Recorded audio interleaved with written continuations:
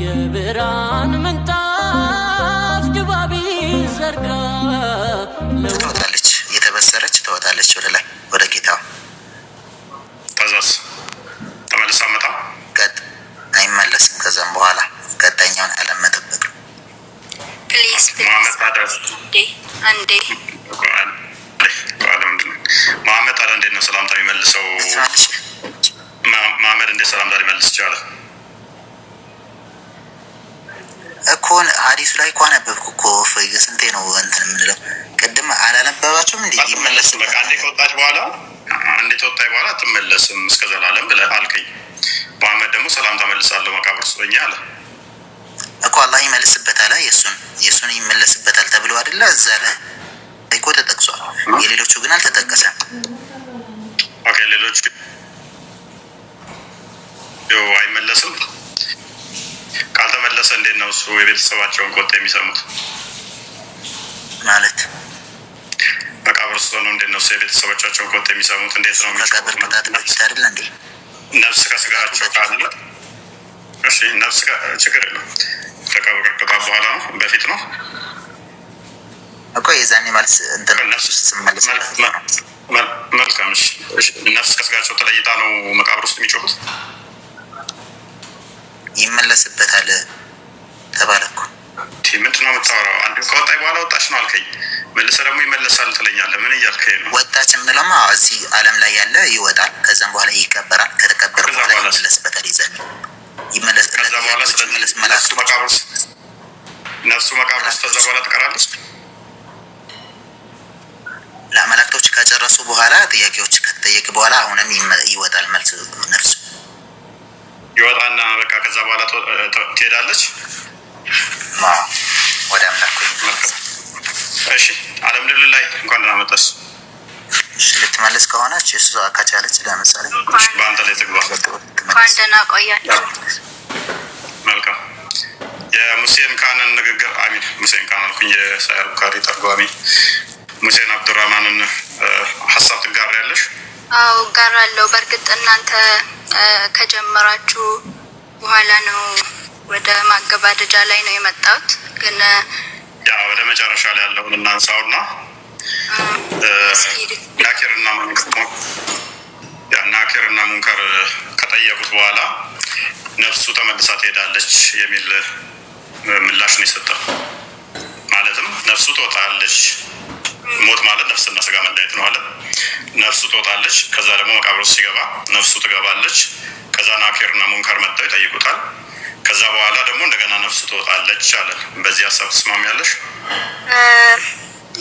ይቅርታ ወንድሜ፣ ግን በዚህ ሀሳብ አልስማማም። እኔ እንደማውቀው ከሆነ እንደተማርኩት እንደተረዳሁት፣ እስኪ የተረዳሁትን ልንገር።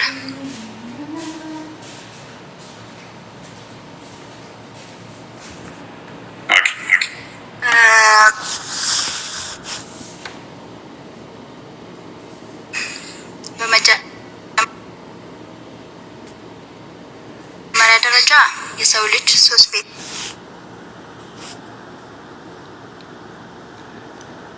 አለው። መጀመሪያ የተባረረው ከጀነት ነው አይደለ?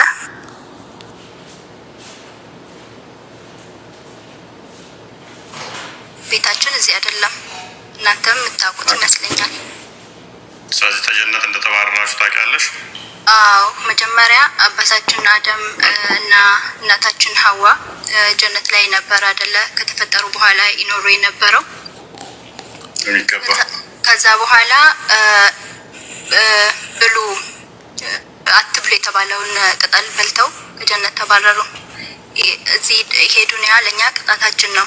ለምን? እነሱ ባጠፉት ጥፋት ነው ተባረው ወደ ዱንያ የመጡት። ከዛ በኋላ ነው እነሱም ልጅ መውለድ እየተስፋፋን ዛሬ ደረስ ነው። ስለዚህ ከእናንተ ወደ ዱንያ ሲመጡ ምን አላችሁ? አላህ ሱብሓነሁ ወተዓላ ጥፋት አጥፍተው እንግዲህ ሰዓት ስለሌለን ነው ባጭሩ ምን አለ እንድትረዳ። ከገነት በጥፋታቸው ምክንያት ተባረናል። ስለዚህ ምድር መቀጫ ቦታ ነች፣ እየተቀጣን ነው። ገነትን የመጀመሪያው ቤታችንን በእነሱ ምክንያት አጣን ነው። ከዛ ወደ ምድር መጣን። ወደ ምድር ከዛ እዚህ ምድር ላይ ስንኖር ደግሞ እናንተ ሂዱ ወደ ምድር ከእናንተ ውስጥ ጥሩ ነገር ወደ ጥሩ ተመልሶ ተውበት አድርጎ ወደ እኔ መንገድ የተመለሰው ከኔ ጀነት አለ ወደ ቤታችሁ ቅድሚያ ወደ ተባረራችሁት ቤት ትመለሳላችሁ።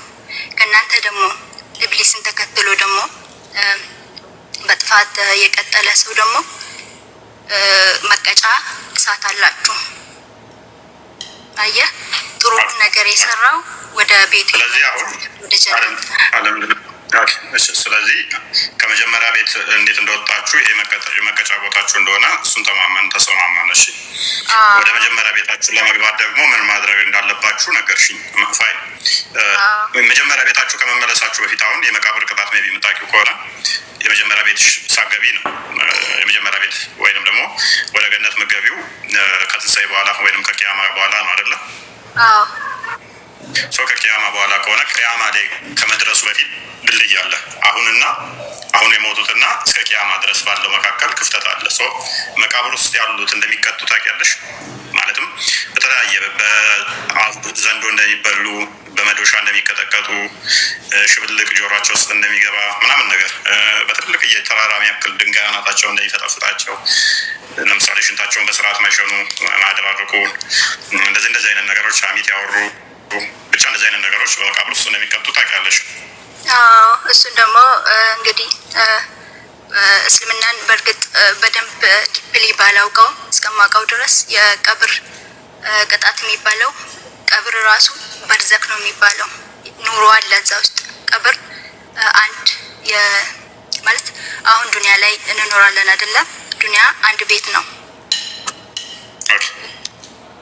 ሁለተኛው ደግሞ የቀብር ነው። የቀብር የሚባል ኑሮ አለ፣ ያም በርዘክ ይባላል። እዛ ውስጥ ነፍስ አንድ ሰው ሲሞት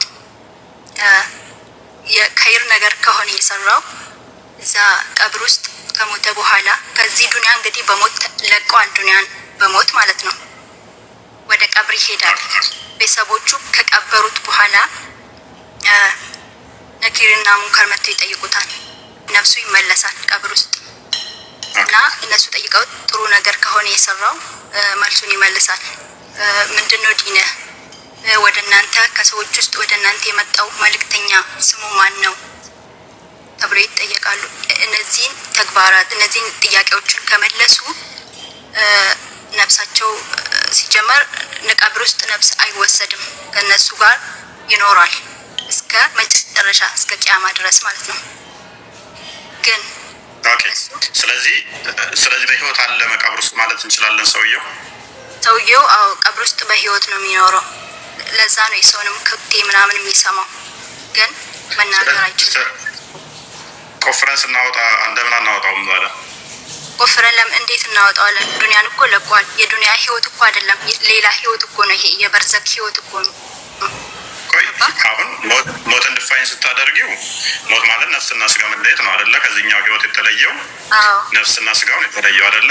መልሶ መቃብር ውስጥ ደግሞ ያቺ የተለየችው ተመልሳ የምትጋጠም ከሆነ ወደ ነበረበት ከተመለሰ በህይወት አለ እኮ መቃብር ውስጥ። በቃ እኛ ቀብር ውስጥ ማለት ቀብር ውስጥ ነፍሱ ይመለሳል አይደለ? ይሄ ግን ሌላ ህይወት ነው ይሄ የዱንያ ህይወት አይደለም። የዱንያ ህይወት ማለት አሁን ያልገባኝ ማለበል ስምሽን ቁረይሽያ ምን ማለት ነው? የሙሐመድ ዘር ሐረግ ነው። ቁረይሽ ማለት የነብዩ ሙሐመድ ሰለላሁ ዐለይሂ ወሰለም የእሳቸው ዘር ነው እና እሳቸው ቁረይሽ ናቸው። ለዛ ነው እኔም ቁረይሽ የተባልኩት። ቁረይሽያ ከዛ ዘር ነሽ አንቺ ነው ወይስ እንዲሁ ስም ብቻ? አይደለም፣ ያው በስም ነው የተሰየምኩት እንጂ ከነሱ እንኳን አይደለም። መልካም። አሁን የኔ ፖይንት ምን መሰለሽ? ሞት ማለት ስጋና ነፍስ መለየት ከሆነ ስለዚህ እዚህ ላይ ተስማማን። እሺ ሞት ማለት እኔም ስጋና ነፍስ መለየት ነው አንድም ብዬ አምናለሁ። ስጋ ከነፍስ ከተለየ በኋላ እንደ አካል ሞተ ይባላል። መልሰሽ ደግሞ ያ ስጋና ነፍሱ ተጋጠሙ ካልሽኝ እናንተ ቁርአን ያፈዙ እንትን ጂሃድ ላይ ተዋጉ ነቢያቶች ስጋቸውም አይበሰብስም እንደዛው ነው የሚቀመጠው ነው የምትሉት እስከ መጨረሻው ድረስ። ነፍሳቸው ወደ ስጋቸው የምትመለስ ከሆነ ስጋቸውም አይበሰብስ ከሆነ መስማት የሚችሉ ከሆነ ውጪስ ምንም አካላቸው አይበሰብስም ምድር 70 በ70 ምሰፋላቸው ከሆነ አይናቸው መፍረጥ የለበትም። ኤቭሪቲንግ አካላቸው እንደዛ ነው የሚኖረው። ስለዚህ እነኝን አካል እንዴት ነው ሞተዋል ምንለው ነው ወታችን። 3 ቤት አለ እኮ ብያለሁ መጀመሪያ የምታስታውስ ከሆነ 3 ቤት አለ።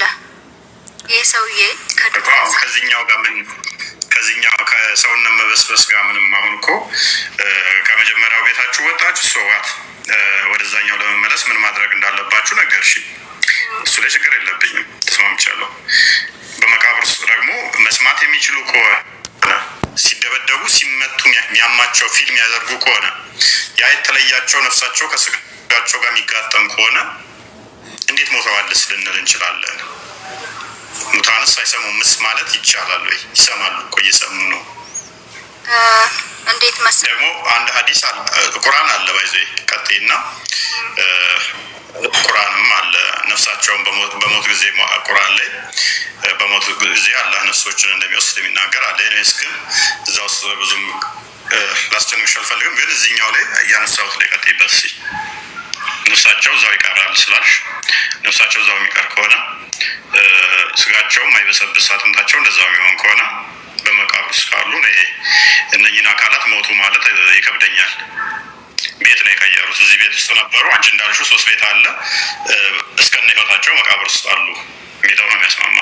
ሰው እነኝን አካላት እውነት የእስልምና እውነት ነው አይደለም የሚለውን ለማወቅ አንደኛውን ቁርአን ሐፊዝ ወይንም ደግሞ ጂሃድ ላይ ተዋጋ ጎሬውን ቆፈር አድርገሽ ብታይ የጭንቅላት ቅሉ ብቻ ነው የምታገኘው። ምንም ስጋ አታገኝም። ምንም ነፍስ አይን ምናምን የሚባል ነገር የለም። አጥንት ብቻ ነው የሚኖረው። እኔስ ብቻ ፖይንትሽን ጨርሽው ቀጥይ። እሺ አሁን እንዳልኩ አንዴ በማጠጊያ ባታወሪ የተሻለ ነው። አንተ ነህ ማለት ልወቅስ አልፈልግም። እኔ የማውቀውን ነው የተናገርኩት እንደሰማሁት። መታቂው ለምት ሰምተሽ ስተሰምተሽ ሊሆን ይችላል። ሆኖም ሳለ ግን ነፍስ ተመልሶ እዛው አይቀርም። እሺ ይወጣል ተመልሶ ወደ አላህ ዘንድ መላእክቶች ይዘው መረጃ አለ ሐዲስ አለ ባላስታውስም አለ አለ ወላሂ አለ አለ። እንደዛ ከሆነ ደግሞ ሌላ ጣብቀኝ ውስጥ ትገባለህ።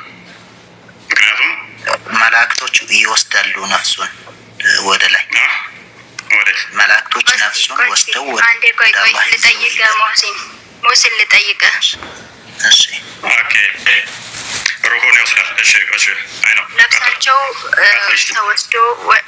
ነፍሳቸው ተወስዶ በዛው የሚቀር ከሆነ እንዴት ነው በእሳት መጥፎ የሰሩት በእሳት እያዩ ማለት ነው። በእሳት ያስፈራሯቸው ነፍሳቸውን አዎ ቀደምትኛ ነፍሳቸው እየተበሰረች ትቆያለች። ያ ሰውዬ የጀነት ከሆነ ማለት ነው። አዎ የተበሰረች። የጀሃነም ከሆነ ደግሞ አዎ ስጋቸው አይደለማ ስጋቸው ጋር አይደለም ነፍሳቸው ከሆነ አዎ ትክክል ነሽ አንቺ። ነፍሳቸው ወደ አላህ ትሄዳለች። ነፍስ እኮ ነው ያልኩት። ነፍስ እኮ አትሞትም። ሞተው ስጋ ነው አይደለ? የሞተው ስጋ ነው። ወደ ስጋ ይመለሳል በዛው ይቀራል ያልሽ ነው አንቺ። በዚህ ስጋው ወደ ስጋ ተመልሶ በዛው ይቀራል አይደለም? ስማኛ ልንገርህ። እኔ ያልኩት አሁን ሸሂዱ ነው ምናምን የሞቱት ስጋቸው የእውነት ነው። በቅርቡ አላስታውስም፣ ግን ሐምዛን ጂሃድ ላይ የሞተውን መቃብሩን ሲቆፍሩ እንደዛው ደሙ የረጋ ደም ነው ያገኙት ይባላልና ምንድነው እኛ አሁን ከኛ የሚሞተው ሰው ስጋው ይበሰብሳል፣ የማይሞተው ነፍሱ ነው። ገባችሁ? አሁን ምንድነው እሱ ትገው አይደለም። ሙሴንንም አልሐምዱሊላህም እንዳልኩሽ አንቺም ቁርአኑም ላይ ይላል አክቹዋሊ ነፍሶች ይወሰዳሉ በሞት ጊዜ ይላል። ሙሴን ካን ግን ቻሌንጅ ማድረግ እኮ አለ እኮ ይወሰዳል። መቼ ነው የሚወሰደው? አሁን ሙታ አላህ ዘንድ ትሄዳለች። ከዛም በኋላ ቀብር ውስጥ ደግሞ ይመለስበታል። ጥያቄ ከተመለሰ በኋላ ደግሞ እንደገና ይወስዳል። ለሱ ማስረጃ አለ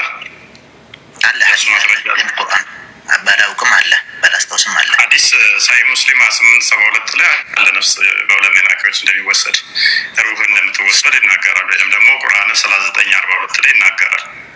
ስለዚህ ሌላ እኮ ይህንን አሁን ነፍስ ከተወሰደች ሎክ ቁርአን በሞታችሁ ጊዜ ነፍሳችሁ ይወሰዳል ካለ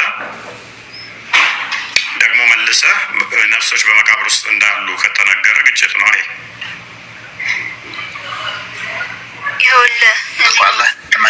ይወሰዳል እሱ እንዳለው። ስለዚህ እንደዚህ ሚል አዲስ አምጣልኛ፣ እንደዚህ ሚል አምጣልኝ። እሺ ይወስዳቸዋል፣ ከዛ ይመልሳል፣ ከዛ ይወስዳል የሚል ማስረጃ አምጣልኝ። እሺ እኮ ሐዲሱን ቁጥሩን አላስታውስም ግን አለ። ሐዲሱንማ ነገር ለወደፊት ግን አመጣልሃለሁ፣ ችግር የለውም። 2872 ላይ አለ ለምሳሌ ሳሂህ ሙስሊም ላይ። ግን አንተ እንደምትለው አይደል ለወደፊት ነፍሶች ሩህ እንደምትወሰድ ይናገራል። ኤኒዌይስ እሺ ችግር የለውም። ሌላ ችግር እንደሚያመጣብህ ስላሰብኩት ነው እሱን። ግን እሺ ነቢያቶቹ አሁን በመቃብር ውስጥ አይበሰብሱም። ነፍስ ያላቸው ሰውነታቸው የላቸውም።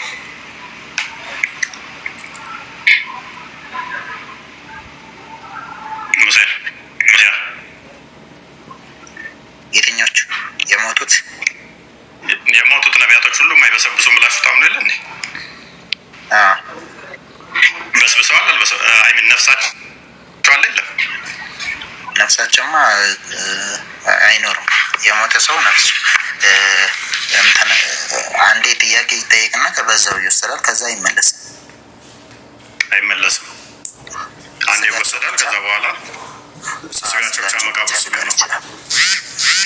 ኦኬ ስለዚህ መሐመድ ዋሽቷል ማለት ነው ማለት።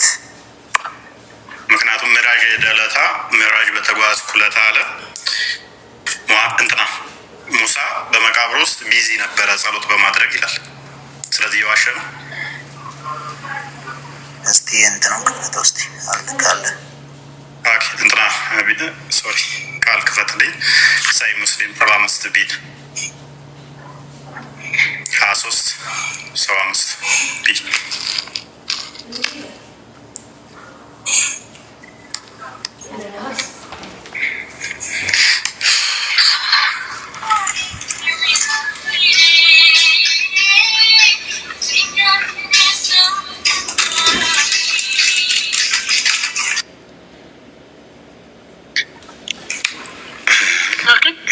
29 ነው የከፈትከው 23 75 ቢ 23 እሺ 75 ቢ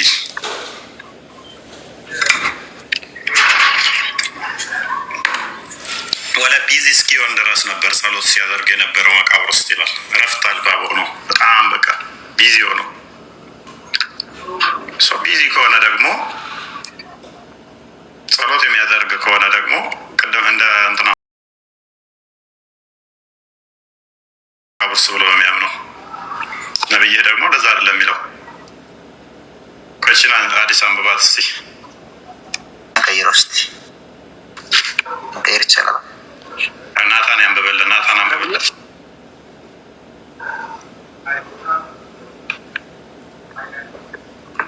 ናታን አለ አይሄር ናታን አንዳቸው አንብበልን።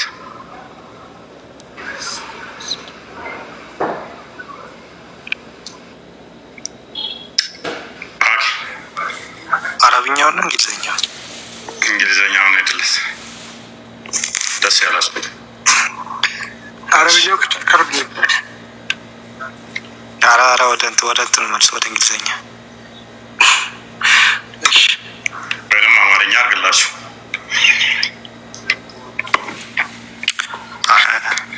Anas reported Allah's messenger as saying, አናስ እንደዘገበው I happened to pass by Moses as he was busy in saying prayers in his grave. በሙሴ በኩል ባለፍኩኝ ሰዓት ቢዚ ነበር በጣም በቃ በእንትን በጸሎት ቢዚ ሆኖ ነበረ በቃ መቃብር ውስጥ and in the hadith transmitted on the authority of Isa there is an addition of these words that happened to pass on the occasion of the night journey እና በዚህ በዘገበው ሐዲስ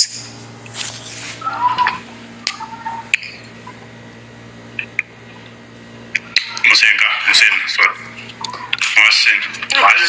ላይም እንደዛው አይቶታል ማለት ነው። አማርኛውንም ተረጉሙላችኋል። በጸሎት ቢዚ እንደነበረ መሐመድ ተናግሯል ማለት ነው። ቀጥሉ። እናም ትላለህ በጸሎት ቢዚ የሆነው መቃብር ውስጥ ነው ሙሳይን በዚህ መሐመድ እዚህ ጋር እንደዋሸ ደግሞ እንዴት ታገኘዋለህ መሰለህ? ደግሞ ሰማይ ላይ ማግኘት ሙሳን ብሎ ደግሞ ዋሽቷል መሐመድ። ሙሳ ብቻ አይደለም ሁሉንም ነቢያቶች አብርሃምንም ሌሎችንም አገኝተዋል። እሱንማ አረ ምኑን ያገኘው? በመቃብር ውስጥ ጸሎት እያደረገ ቢዚ ሆኖ አገኘው። ሰማይ ላይም ደግሞ አገኘው ይላል። ሙሳ ስንት ቦታ ነው ያለው እኮ አድምጣኛ ሱራቸው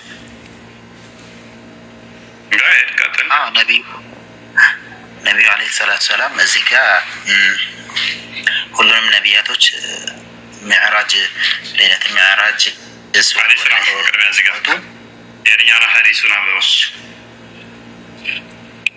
አነስ እንደዘገቡት የአላህ መልእክተኛ እንዲህ ብለዋል። ሙሴ ላይ መቃብር ውስጥ እየሰገደ ሳለ አለፍኩበት።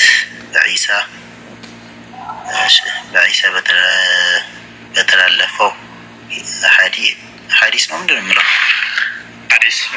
ሐዲስ ላይ ደግሞ ትርጉሙ ሐዲስ ነው የሚለው ሐዲስ ለማለት ነው። በኢስራ ሚራጅ ማለት ነው። በሌሊት ምሽት ላይ ባለፍኩበት የሚጨምር ቃል አለበት ይላል። ማለትም የዛኛው ሐዲስ ላይ ደግሞ በሚራጅ ላይ ነው የሚል ቃል ጭማሪ አለበት። ይህንን ያየው መቼ ነው የሰማው? በሚራጅ ወይም ደግሞ የሌሊት ጉዞ የዛለታ ነው የሚል እዛኛው ሐዲስ ላይ ደግሞ አለ ነው የሚለው። ግን ሐዲሱ ምንድነው? መሐመድ ሙሳ መቃብር ውስጥ ጸሎት በማድረግ ቢዚ ነበረ፣ እረፍት አልባ ነበረ። አሁን ቅድም ብለሃል ከሞቱ በኋላ ነፍሳቸው ትወሰዳለች። ኖ የለም መቃብር ውስጥ ብለናል። አይሰሙም፣ አይለሙም፣ አያወሩምም ብለናል።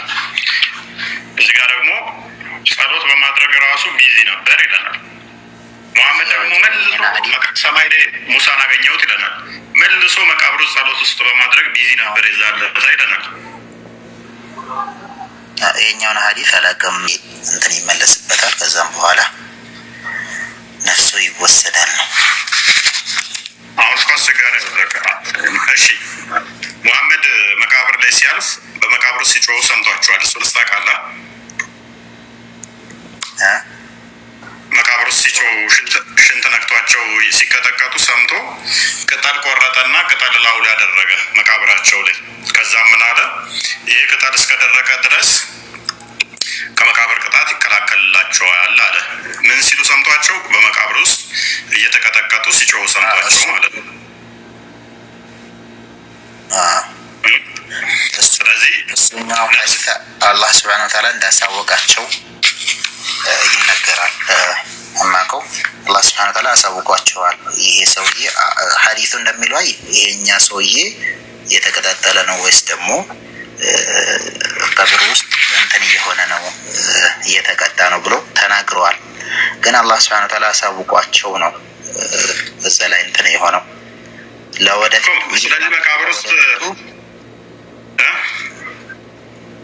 በመቃብር ውስጥ ሲቀጠቀጡ ስለዚህ ይጮሃሉ ማለት ነው። ሽንት ነክቷቸው ይጮሃሉ ይላል። እንጀት ነው ያ ይጮሃሉ ይላል። ቅድም አንተ ደግሞ አይናገሩም፣ አይጮሁም፣ ድምጽም የለም። መቃብር ውስጥ ነፍስና ስጋ ከተለየ በኋላ ይጮሃሉ ያልኩህ እኮ ነፍስ ስመለስባቸው ነገርኩህ እኮ። ስንቴ ነው የምንመላለስ? ያ አንተ አሁን እሱን እንትን ላይ ነው አልክ። ያ ሙንከርና ናኪር እኮ በዛ ጋር ጠየቁ፣ ጨረሱ፣ በቃ። ከዛ በኋላ እኮ ኢተርናል የሆነ ቅጥቀጥ አለብህ። ጩኸቱ የሚቀጥለው ከዛ በኋላ ነው። ባይዘ ነፍሳቸው ሀዲሱን አንድ ክፈተው። ሀዲሱ ላይ አንድ እንመልከተው። ሳይ ሙስሊም 218 ላይም አለ። የምቀጠቅጣቸው ማን ነው? ማንም የምቀጠቅጣቸው መላይካ ይመጣና የተመደበላቸው መላይካ ነገርኩህ እኮ መላይካዎቹ መቸው የምጠይቁት የዛኔ መልሱ ነፍሱ ስመለስበት ነው እኮ። ነፍሱም እነኛማ ጠያቂዎቹ ጠይቀው ጨረሱ እኮ። እድሜ ልክ እኮ ነው ከዛ ቅጥቀጣው የለም እድሜ ልክ የሚል የለም። አሳያለሁ። አሳያለሁ። ያው ለመቃብሩ አይምን እንትን ቀብሩ አማርኛ እሺ፣ ቀጥልሽ። አዲስ ትልቅ ስለሆነ ነው። ናኪርና ሙንከር ይመጣሉ። ናኪርና ሙንከር ከመጡ በኋላ ይጠይቃሉ። ከዛ አማኝ ከሆነ ምን ይደረግለታል ይላል። አማኝ ከሆነ then his grave is expanded to 70 by 70 cubits then it is illuminated for him 70 በ70 ኪዩት ወይም ደግሞ 70 በ70 ክንድ ይረዝምለታል። ምኑ መቃብሩ ይሰፋለታል፣ ብርሃን ይደረግለታል። አማኝ ከሆነ ማለት ነው። ከፍ አድርገው ይሰማለሁ። አማኝ ካልሆነስ the earth is told constrict him so it constricts around him squeezing his ribs together. He continue being punished like that until Allah resurrects him from his resting place. ከዛ ምድር ምን ትባላለች? ጭመቂው ትባላለች። ከዛ ምድር መጭመቋን ትቀጥላለች። እስከ መቼ ድረስ? እስከ ቂያማ ድረስ፣ እስከ ትንሣኤ ድረስ። እስከ ትንሣኤ ድረስ ምን ታደርገዋለች? ምድር ታስጨንቀዋለች። ከነ ነፍሱ የሚላለ ከነ ነፍሱ ነፍሱ እዛ ውስጥ ነፍሱ ነፍሱ እያለ ኮችንግ የሚጮኸው በምንድን ነው? ይጮሃል የሚለው እኮ በመዶሻ ስመታ የሚለው ላይ ነው እንጂ እዚህኛው ላይ ይጮሃል ምናምን አይልም። አንድ ሀዲሱን ክፈትልኝ እሺ። ሳይ አልቡኻሪ ሳይ ሙስሊም 218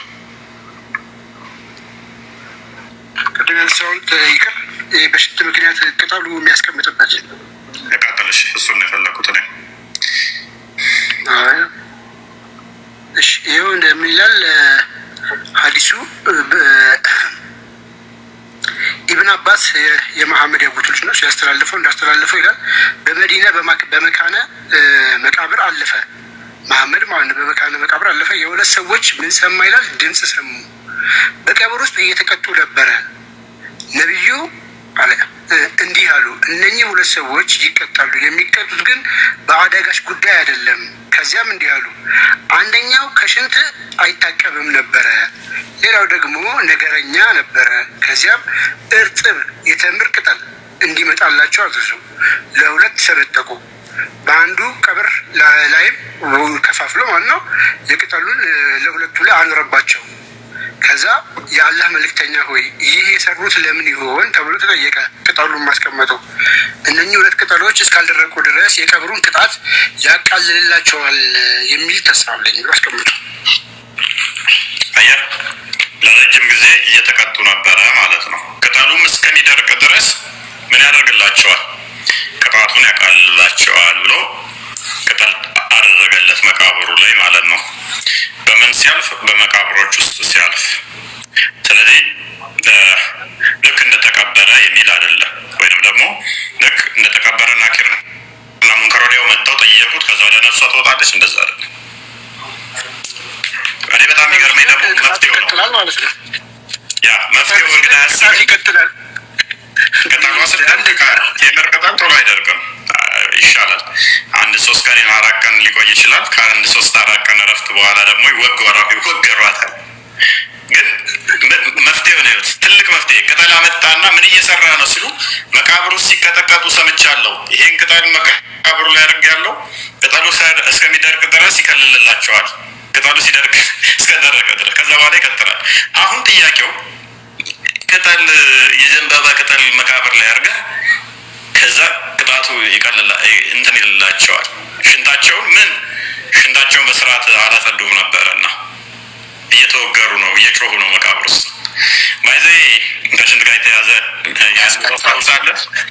ያኔ ከሽንት ጋር በተያያዘ ዴቫ የሆነ ሰዓት ትንሽ ሾት አድርጓት ነበረ እና ሾት አድርጓት ምናምን ነገር አማኑኤል ዘና ገባን እና ዴቫን አትፍረር አሁን አይደለም እና አልፏል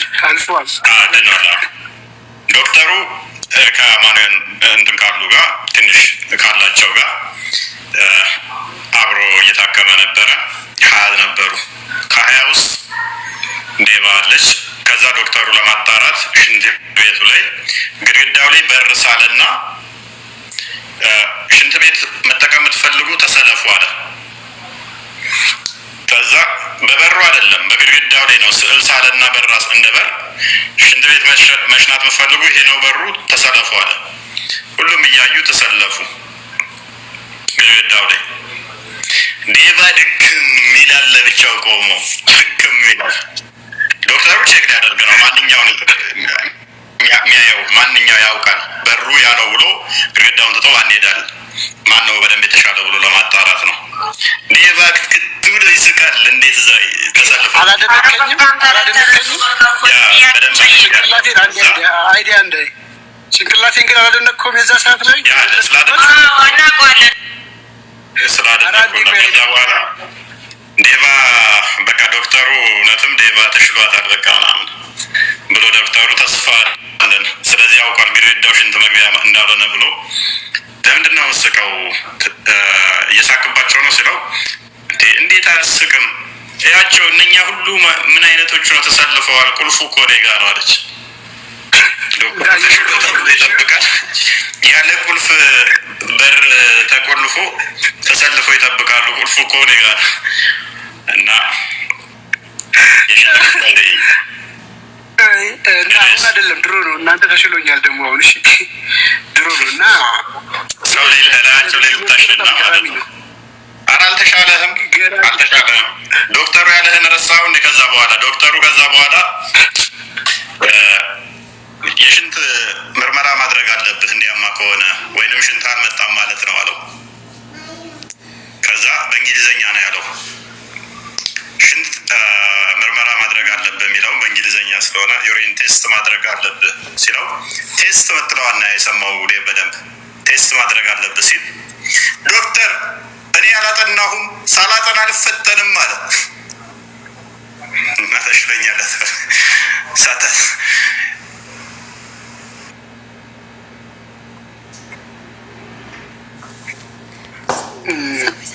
ጋይስ እና እንዴት ነው አሁን ይሄ አሁን ቅጠል እንግዲህ አስቡት ቅጠል አስቀመጠና መፍትሄው እሺ እንግዲህ ሰዎቹ እየተቀጡ ያሉት በምንድን ነው?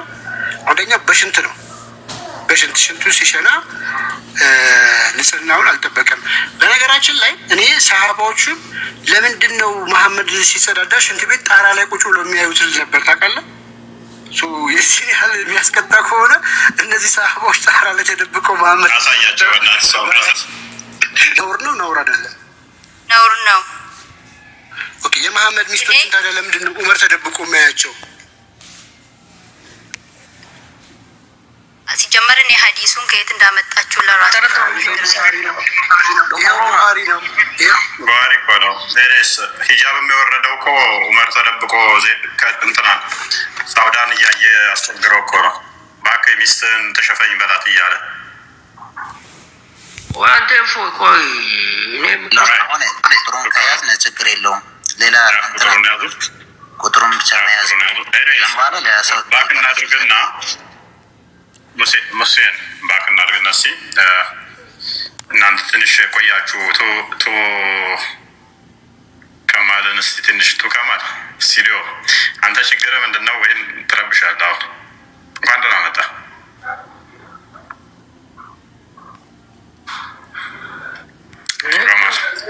አንተ ነው ችግር ያለው ነው ያለው። መልካም የመቃብር ቅጣት ታምናለህ አይደለ? ቆይ ክርስትና ሰብከ ሰዎቹ ወደ ክርስትና ለምን አታመጣም?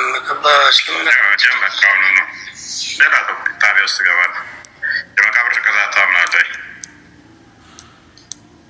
መቃብር እኮ እኔ ባለፈው ነገርኩህ እኮ መቃብር አንተ በእጅ የምትዳስሰው ይሄ አንተ የምታየው ብቻ አይደለም መቃብር።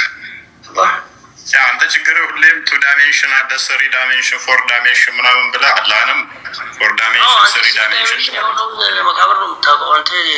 መሬት ላይ የሚቆፈረው እንደዛ ከሆነ እኮ የምታውቀው መቃብር የት ነው? እሺ ያለው ባህር ውስጥ የሚሞት አለ። የማይቀበር ብዙ ሰዎች አሉ እኮ እስቲ ስለ መቃብር ስናወራ መቃብር ተቆፍሮለት ያልተቀበሩ ብዙ ሰዎች አሉ እኮ እነሱም እኮ መቃብር አለ። ሀዲሱ ስህተት ነው ማለት ነው። እንደዛ ከሆነ የኔ እኮ ችግር አይደለም፣ የሀዲስ ችግር ነው። ሀዲሱን ታዲያ አንተ ከፈለከው ቦታ ነው የምታመጣው፣ ለራስህ ትጽፋለህ። አንተ እኮ አደገኛ ብዙኔ አረ ብዙኔም አይደለሁም። ሀዲስ እየጻፍኩላችሁ ከሆነ አድንቁኝ እንጂ እንደውም አንተ እኮ በቃ ችግር ለዚህ ነው አልኩህ እኮ። ሲጀመር ሀዲሶችን አትቀበልም፣ ቁርአንን አትቀበልም። በራሱ ስለምፈስር ሌላ ዓለም ውስጥ ነው የምትለው። ሁሌም ስትጠየቅ ብዙ አይነት ዳይሜንሽን አለ። እናንተ አታውቁም። ይሄንኛው እናንተ 2 ዳይሜንሽን ነው የምታውቁት። 4-5 ዳይሜንሽን አለ ትላለህ። ምን ስለምን እንደምታወራ ይገባኛል። ይሄ ለአንተ ክብር የምሰጠው ምን መሰለህ? አንድ ግለሰብ ወደ ክርስትና ሰብከ አንድ ግለሰብ ወደ እናትህ አይገናኝ ልየየሱ አትግባ በቃ እና ሄድና ሰውን ወደ ክርስትና አንተ አንተ ሰው ተያዝና አልሐምዱሊላህ። ግን እኔ አንድ ጥያቄ ባቀርብላት ደስ ይለኛል። ይሄ ሀዲስ እንደምታዩ ሰዎች በመቃብር ሲቀጠቀጡ ማለት ነው ከሰውና ከአጋንንት ውጭ ማንም ከሰው ልጅና ከአጋንንት ውጭ ያሉ ፍጥረቶች በሙሉ ጩኸቱን ይሰማሉ ይላል። ራይት ተቀበያለሽ አይደል? አዎ ይሰማሉ፣ እቀበላለሁ። አሁን ለምሳሌ በአቅራቢያው አይጥ ወይ ደግሞ ቢንቢ ብትኖር ትሰማለች ማለት ነው? ይኸውልህ ሲጀመር ወደ ዱንያን ስለቅ አንድ ሰው ነፍሱ ወደ ሰማይ አይደለም የሚሄደው። ከዛን ነኪርና ሙንከር ሊጠይቁት ሲሉ ቀብር ውስጥ ነፍሱ ይመለስበታል። ኦልሬዲ እኮ እኔ ከገባ በኋላ ስላለው ነው እኮ ቅጣቱ ላይ ሲመታ ጩኸቱ ስለ ጩኸቱ ነው የጠየኩሽ። ስለ ጩኸቱ የሰው ልጅ ቀብሮት ሲመለስ 40 ክንድ ስርቅ 40 እርምጃ ማለት ነው ስርቅ መላእክቶቹ ይመጣሉ። አይጧና ቢንቢዋ ይሰሙታል። አይጥና እዛ አካባቢ ያለውን አይጥና ቢንቢ ቢኖሩ ይሰማሉ። ሁሉም ይሰማል፣ ግን የሰው ልጅ አይሰማም። ምንድነው ጥቅሙ የነሱ መስማት? እነሱ ሲጀመር አይቀጡም። ይሄ እኮ ምንድነው ጥቅሙ የነሱ መስማት? መስማት የነበረበት ሰው ነበረ ወደ ህይወት ለመምጣት። ለምን ይሰማል? እስልምና ትክክል ነው ብሎ ያምናላ። ሰዎች ይድናሉ። እና አይጥ መስማቷ፣ ቢንቢ መስማቷ፣ ጉንዳን መስማቷ፣ እንሽላሊቶች፣ ዛፎች የነሱ መስማት፣ የማይመለከታቸው አካል መስማት ምንድነው ትርጉሙ? ይኸውልህ ሲጀመር እዚህ ዱንያ ላይ ቢንቢም ቢሆን ምንም ነገር ቢሆን ያለ ጥቅም የተፈጠረ ነገር የለም። ሁሉንም አላህ እኔ ስለሱ ቆጠየቁሽም ስለ ጥቅማቸው ሳይሆን ለምን እነሱ ብቻ እንዲሰሙ ለምን ተደረገ? ዋና የሚመለከታቸው መሐመድ የተላከው ለሰውና ለአጋንንት ነው። መሐመድ የተላከላቸው ዋናዎቹ አካላት ሳይሰሙ ምንም የማይመለከታቸው አካል መስማታቸው ለነሱ ራሱ ምንድነው? ሙዚቃ ነው። ምን ይጠቅማቸዋል እነሱ መስማታቸው? ቢንባ ሰማች፣ ጉንዳን ሰማች። ቁረሺ በነቢዮች ላይ ሰላዋት ታወርጃለሽ። አዎ ሰላዋት ስታወርጂም በህይወት እንዳለ ነው አይደለም የምታወርጂው? ለምን እሳቸው እኮ ሞተዋል ኦልሬዲ። ግን የሞተን ሰው ሰላዋት ነው የምታወርጂው? አዎ እኔ እሳቸው ላይ አንድ ሰላዋት ሳወርድ አላህ ደግሞ ምን ብለሽ ነው የምታወርጂው? አላሁመ ሰሊ ወሰሊም ወባሪክ አላ ሰይድና ሙሐመድ። ምክንያቱም እኔ እሳቸው ላይ ይሄንን ሰላዋት ምን ማለት ነው? ምን ማለት ነው? ነብዩ መሐመድ ላይ ረህመትና ሰላም ይውረድ እሳቸው ላይ እኔ ማለት ነው። እሳቸው ላይ እኔ ሰላዋት አንተ መሐመድ አንተ ብለሽ ማለት ነው እሱ ላይ አንተ ብለሽ ማለት ነው እሱ ላይ አንተ ብለሽ እንዴት እንደሞተ ሰው ለሞተ ሰው የሚሰጥ ሰላምታ ነው የምትሰጪው ወይንስ በህይወት ላለ ሰው? እኔ ሙሴን ጋር ትስማማለህ? ከእሷ ጋር ቅድም አንተ ያልከዋል ትስማማለህ? ምንድን ለሙሐመድ ሰላም ስታቀር እንደ ሞተ ሰው ነው ወይንስ በህይወት እንዳለ ሰው? ኦኬ እኮ እንደ ሞቱ ታውቄ በእነሱ ላይ ሰላምታን አውርዳለሁ። አንተ ነብዩ ሰላም በአንተ ላይ ይሁን ብለህ ነው የምትለው ወይንስ በእሱ ላይ ሰላም ይሁን ነው የምትለው? በእሳቸው ላይ ይሁንም ነው። ከአላህ በሳቸው ላይ ነው። እንደ ሞተ ሰው ማለት ነው። እንደ ሞተ ሰው ማንኛው ነው? ስማኝ ወንድሜ፣ እንደ ሞተ ሰው ሳይሆን እሳቸው ኦልሬዲ ሞተዋል። ግን አላህን ነው እየለመንኩ። ለሞቱ ሰዎች የሚሰጠውን ሰላምታ ነው ሰላም የምትሏቸው? አዎ አላህን ነው ማለት አላህ ነው የሚያወርድባቸው ረህመት እና ሰላም። እኔ ላይ ደግሞ እኔ እሳቸው ላይ አንድ ሳወርድ አላህ ደግሞ እኔ ላይ 10 ያወርዳል። ገባ? ስለዚህ ሰላት የምታወርጂው ሶላት ስታወርጂ ለሞቱ አይነት ሰዎች የሚሰጥን ሰላምታ ነው ሰላም የምትይው ማለት ነው። እሳቸውን እኮ ዋብያው ቅድም ነው ለሞተ ሰው የሚሰጠው ሰላምታ አይሰጣቸውም ብሏል። በህይወት እንዳሉ ሰው ነው የሚሰጣቸው ሰላምታ ብሏል። ምን ማለት ነው? ይሄ ደግሞ ማን ነው ያለው? ዋብያው ማን ነው? ቅድም ኻሊድ የሚለው ዋብያው ነው እንዴ? ኻሊድ ያ ስሙን ቀይሮ ነው ዋብያ ያ አወቀው። ተስማማለህ ከእሱ ጋር? እኔ ተስማምቻለሁ። እናንተ ለሞቱ ሰዎች ለሚሰጠውን ሰላምታ ነው የሚሰጠው ላላችሁ ተስማምቻለሁ። ነቢዩ ደግሞ የሞቱ ሰዎችን ሰላምታ ለእኔ እንዳሰጡኝ ብሎ ነበረ። እኔ ተስማምቻለሁ። ቴንኪው። ዛሬ ብዙ ነገሮች ስለጣላችሁ ብዙ ነገሮች እንትላችኋል። እሺ ያሳያለሁ እሱን ቆይ። ስለዚህ በመቃብር ውስጥ ሆኖ አይሰማህም ማለት ነው የሞተ ሰው ሰላምታ ስለምሰጠው አይሰማውም አይደለም። እንትን አላህ ሱብሓነሁ ወተዓላ እንትናቸውን የሚመልስበትና ለኔ የሚመልሱልኛል ብለዋል። ሐዲሱ ላይ እኮ ተነገረ። ስለዚህ የሚሰማ ከሆነ ደግሞ አልሞተም ማለት ነው። ይደርሳቸዋል። ከነሱ ከስጋው ካለች ይሰማል ማለት ነው። ወንድሜ